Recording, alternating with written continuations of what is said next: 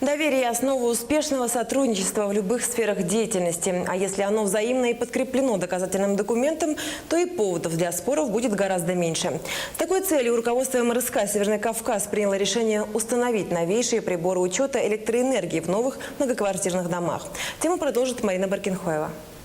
Борьба с безучетным и бездоговорным потреблением электроэнергии – одно из ключевых направлений реализации энергоэффективной политики ингушского филиала МРСК Северного Кавказа. С апреля здесь ведется работа по установке общедомовых приборов учета на все многоквартирные дома. Всего планируется установить по республике 247 трехфазных счетчиков. В завершении этой работы мы планируем заключить договора с управляющими компаниями. В каждом муниципалитете тут все многоквартирные дома распоряжением переданы на обслуживание местным управляющим компаниям в лице управления жилищно-коммунального хозяйства.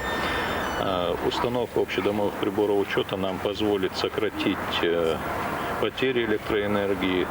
Значит, будет вестись стопроцентный учет на общедомовые нужды и расход электроэнергии на лифтовое хозяйство. В настоящее время данная работа активно ведется в Магасе, где уже установлено 77 приборов учета, и в городе Карабулаке. Здесь будет установлено 49 счетчиков. Как отмечают специалисты, плюсы таких приборов заключаются в том, что показания можно отслеживать через GSM-модем. Договоры на установку новых приборов будут заключаться с ТСЖ. Планируется со следующей недели начать работу по установке в городе Малгобек и в городском поселении Сунжа. А все работы по установке планируется завершить до конца июля. Марина Баркинхоева, Данил Гитагажев, Ахмет Исмурзиев, Вести, Ингушетия.